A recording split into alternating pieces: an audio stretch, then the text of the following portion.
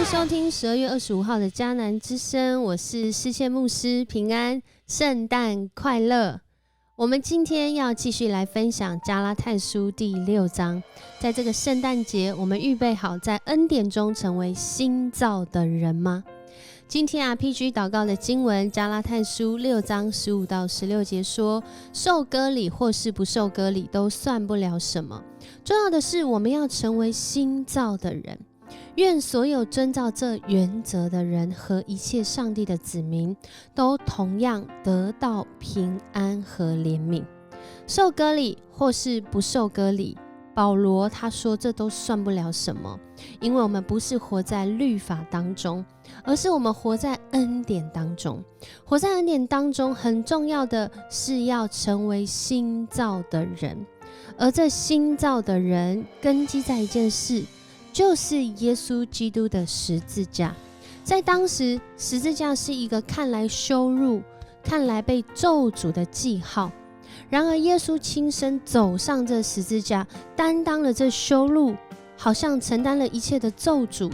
甚至他死了。然而当人们认为这一切都完蛋的时候，他却在上帝的应许中从死里复活。上帝透过这样的方式来告诉全世界、全人类、各个时代的人，他胜过死亡的权势。他的心意是要让人因着相信耶稣基督，我们相信这个信仰，我们相信这无条件的爱，我们相信耶稣基督的牺牲献上是要使我们的生命不是往死里走，而是往永生来活。所以当我们愿意遵照这原则，我们就要在主里面成为新造的人。而新造的人，昨天的经文有说到，其实新造的人怎么去辨认出呢？有一个很重要的原则是要爱人如己。而今天继续讲到另外一个，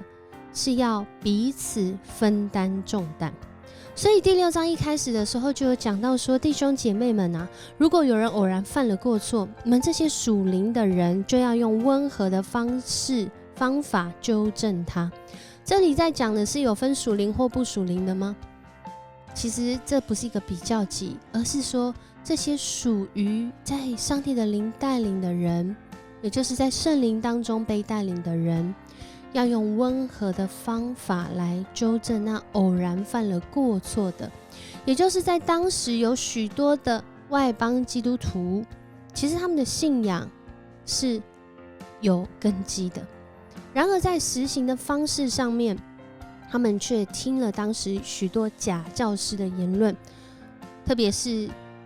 觉得要他们跟犹太基督徒一样要行割礼。然而当他们的信心摇动，在那里怀疑的时候，保罗提醒他们，提醒什么呢？如果我们这些属灵的人，我们遇到有人偶然在信仰失了脚，走偏了，我们要用温和的方式将他们挽回过来。在现代中文译本说纠正他。然而接下来的话很重要，你们自己也要小心，免得也受引诱。也就是在信仰的群体当中，谁都有可能犯错，谁都有可能真的就错了。然而不是要去批评论断，甚至隔离划清界限，而是要彼此分担重担。这样就是成全基督的命令。这比你遵守什么样的法律都还要来得重要。因为透过我们愿意彼此相爱，我们愿意爱人如己，我们愿意彼此分担重担，在别人软弱的时候，或是别人真的生命就是有这样的缺乏的时候，我们是不是愿意在基督的里面成为一个信仰群体，而不是划分界限，好像谁是老板谁是职工。很重要的，我们要成全的是基督的命令，而不是各样的法律或是条文。所以在今天的经文当中，很重要的提醒，我们已经领受这恩典，不是要我们只是在恩典中放纵自己，从自律然后还有更棒的是从自己出发来去成全基督的命令，成为祝福的管道。所以在这里还提醒说，基督徒不能自欺哦，基督徒应该都是审查自己的行为，而不是审查别人的行为。因为我们不需要跟别人的成就来较量，而是要肩负起自己的担子。所以在这里比较积极的意义，就是在基督正道上受教导的人，应该和他就是教导他的老师分享一切美好的东西。就是信仰群体其实是一个教学相长，而不是自欺欺人。我们不能自欺啊，因为一个人种什么就收什么。一个人若是把自己的生命在圣灵里来栽种来撒种，他就会在圣灵里面收取永恒的生命。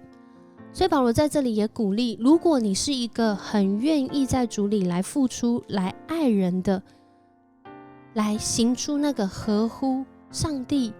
的良善的，不要丧志啊，因为我们不灰心，时候到了就会有收成。世界牧师常常觉得路遥知马力，日久见人心。一个人的好跟坏真的不是当下的行为，而是要看长期，而是要看在永恒的生命当中，这个人他愿不愿意回应神。即使现在的他看来软弱，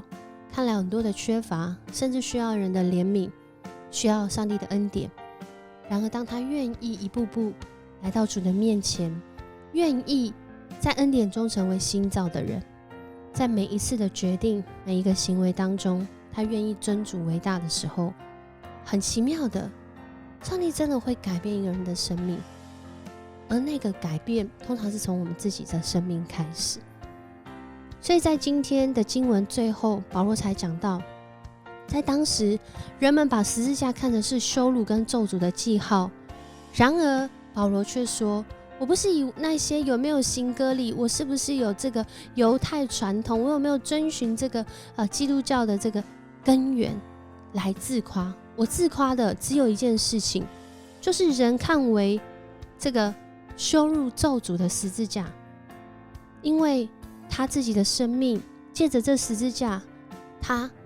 世俗的生命也被钉死在十字架上，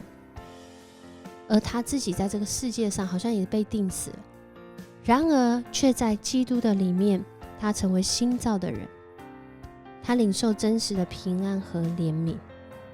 所以当弟兄姐妹我们在过圣诞节的时候，今天的默想，世界牧师邀请大家来思想，耶稣为了什么来到世上？道成肉身，带来盼望，钉死在十字架，复活，死里复活升天，就是这样吗？那我们为什么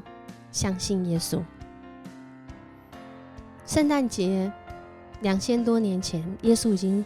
生过了，已经来到世上。然而2000多年后，我们仍然在过圣诞节。我相信不只是要说耶稣的诞生带来盼望，更多可能是耶稣他诞生来到世上，以他看来脆弱软弱需要人帮助的形象，也很明白的告诉我们，耶稣他为了爱人的缘故，他愿意虚己，将自己化作那渺小的人类，让人能够明白上帝的爱是如此的贴近我们真实的样貌。而我为了什么相信耶稣呢？很多时候，许多人因着需要认识这个信仰，然而越是明白，不管我需不需要，不管我做对或做错，不管我今天有没有行割礼，耶稣早就爱我，早就为我降生，早就为我舍命。那我的信仰可能就不只是有求必应。我相信耶稣对我们的生命有更深更美的心意，不只是要满足我们表面或我们里面的需要，还有一个是当我们在恩典中成为新造的人的时候，我们将做出那个上帝心意里面连我们自己都没有想过美好的事。或许这就叫做呼召。我们一起来祷告。主耶稣，我们来到你的面前，谢谢你，当你来到世上，你降生成长，呼召门徒来跟随你。主，你今天也再次的透过加拉太书的第6章对我们说话。主啊，谢谢你的恩典在我们的生命当中，使我们这原来不配，甚至缺乏能力，甚至缺乏爱人的能力的人，因着认识你的爱，经历你的爱，学习你爱的榜样，我们也渐渐的在爱里面茁壮起来，成为新造的人。主啊，愿你的爱更多的向世人来传扬，也愿你透过我们的生命，当我们愿意来学习你的爱的时候，主，我们就在这爱中被建立起来，就成为新造的人，使我们的身边每一个人可以来认识耶稣。你来到世上是为了爱，是为了让我们的生命有那永恒的盼望。谢谢你在这圣诞节继续对我们说话，你这样祷告，奉主耶稣的名求，阿们。很开心跟你一起分享迦南之声，我是世谦牧师，圣诞快乐，我们明天见。